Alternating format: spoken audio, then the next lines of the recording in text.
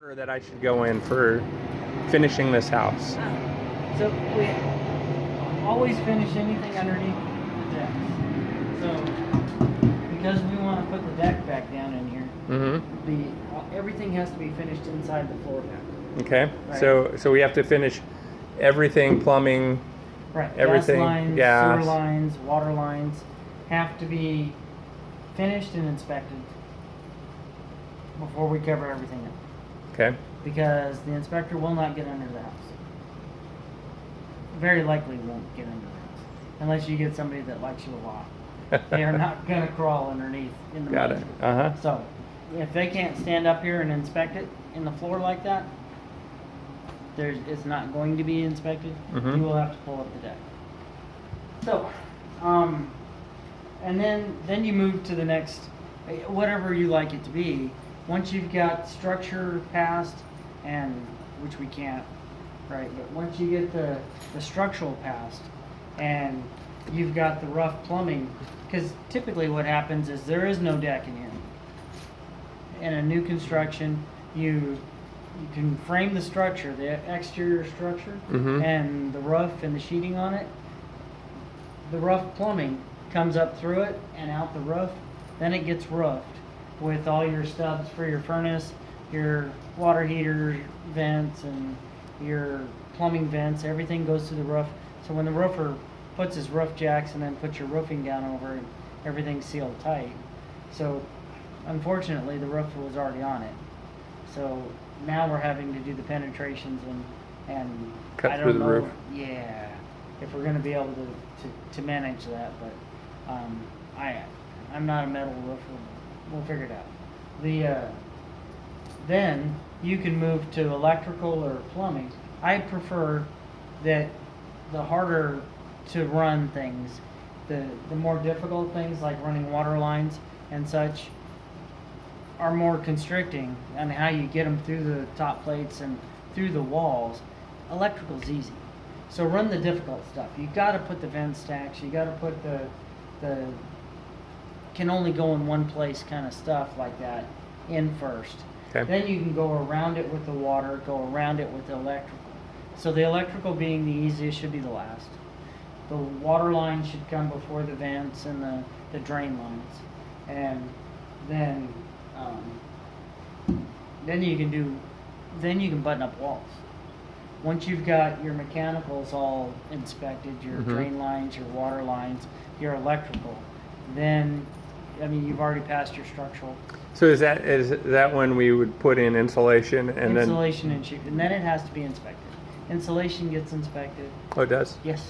Okay. So each one of the steps get inspected. So and then your insulation gets inspected, and then at this altitude, you probably aren't required any interior insulation. If we had put fiberboard over the outside before siding it, that would have been adequate at this altitude. And then attic insulation on top of that. But okay.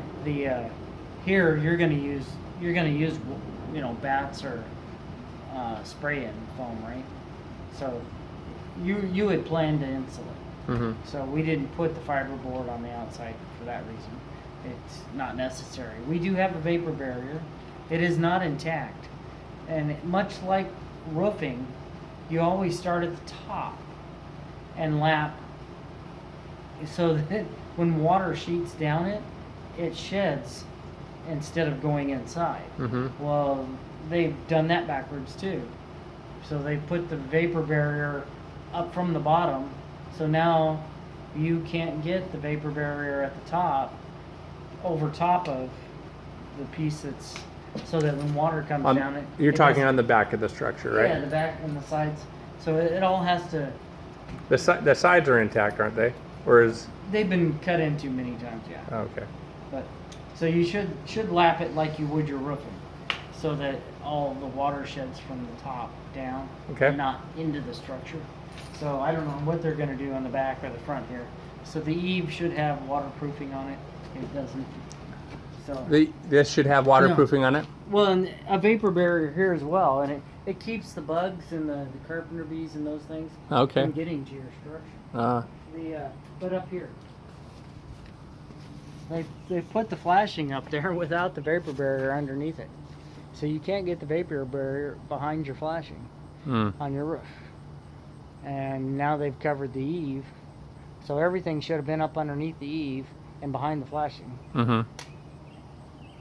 And I mean, you can still put it on there, but should a construction company worth their salt have given me counsel on that, or yeah, I mean, or should that have been part of the process of putting on this roof, that they would have put that vapor barrier down? Was any of your siding on?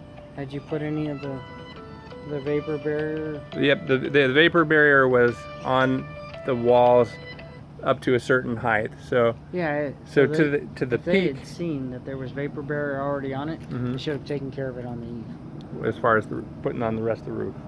Yeah. So And if they wouldn't have said, hey, we're not going to do that unless you pay us more or something like that, they should have at least given me the opportunity to have somebody else come out here and do it, or pay them more to do it before they put it up. Yeah, it's 101. I mean, you don't have exposed sheeting down here. You had your vapor barrier up. It should have been part of that from the beginning. Okay. Yeah. So after we get that buttoned up, as far as the insulation inside the house, yes. Then you're on the sheetrock. Sheetrock. And yeah, it depends. Like concrete board for bathrooms and sheetrocking. So the concrete board will go behind the tubs. The tile areas. Yeah. Anywhere you want to put down tile. If that's on the deck in here, if you're going to tile your kitchen, or if you're going to tile. So before this was put in, and we should have had this this tub. I guess we can unscrew this tub and tile up that wall, the side of that wall, right? No. So if there's going to be tile there. Yeah, then you're tile down as far as you can get. But beyond, Yeah, shouldn't that tile go to the between your tub and that wall? Yeah. That's why. Yeah, that's why we put the backer board in there before we put the tub in there.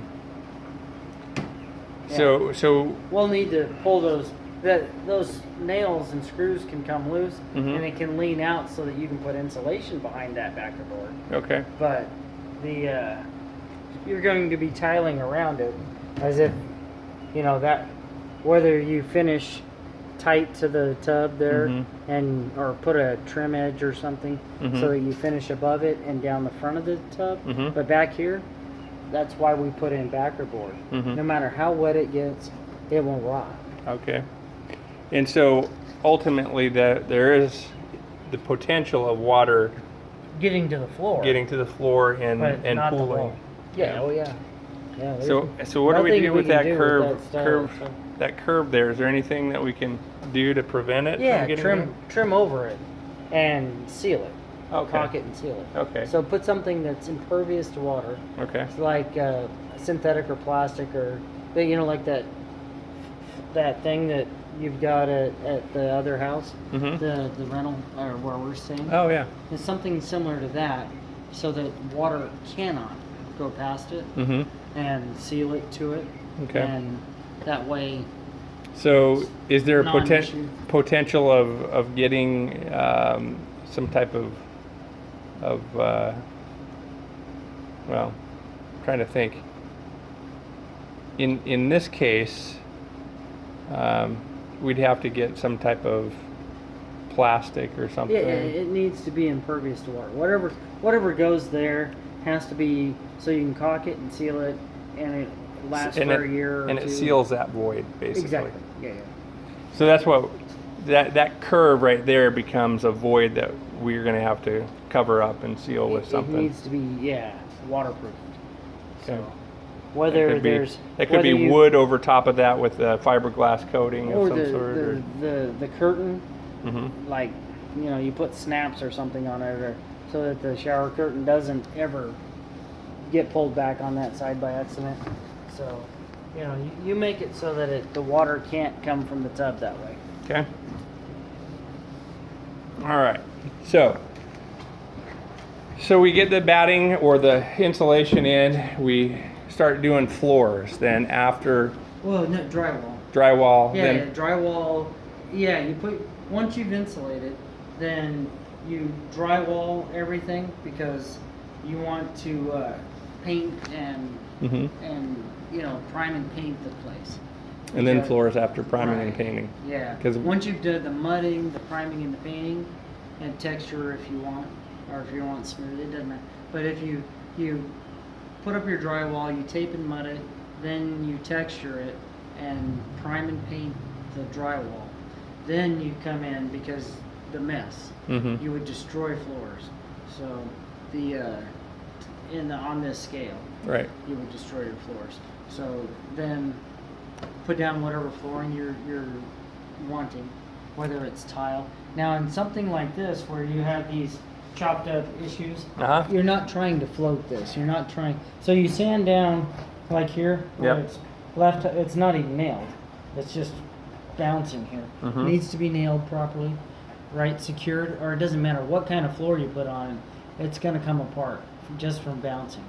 Mm. So if this is not properly secured, then you put a 1/4 inch. It's called a laminate floor or a plywood product, so that if you want to put laminate down in here, Mhm. then that's the leveling surface that gives you the ability to cover all this. So a small, thin piece of plywood Right, it's as a stapled down or as a wooden means to section. cover up all of these. Right, all the Faces. seams, all the buckles, because this is a 1900s floor, Right. right? Mm-hmm. So, and not only that, it was 2 structures, one was added onto it.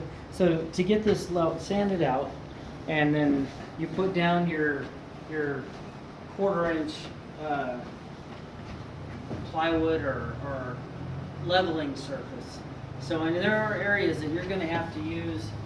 That's probably from feet or that's not leaking. That's something spilled. Oh yeah, I remember. I took a towel from this. Yeah.